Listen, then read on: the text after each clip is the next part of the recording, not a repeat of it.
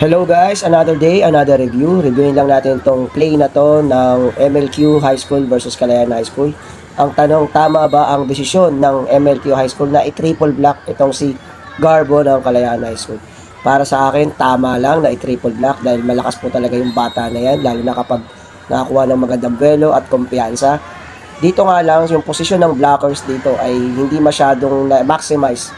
So merong part dyan na medyo parang nag-overlap yung isang blocker.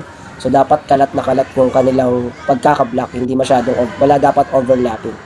And then hindi rin nakapag-cover ng maayos yung nasa likod ng blocker. So dapat yan ay 3-2-1. So yung 2 is yung dalawang cover dapat sa likod. Kasi kapag may triple blocker, automatic yan, ida-drop na lang yan ng spiker. So bibihira lang yung pumapalo na meron tatlong blocker. Usually drop talaga yan. Okay guys, bye!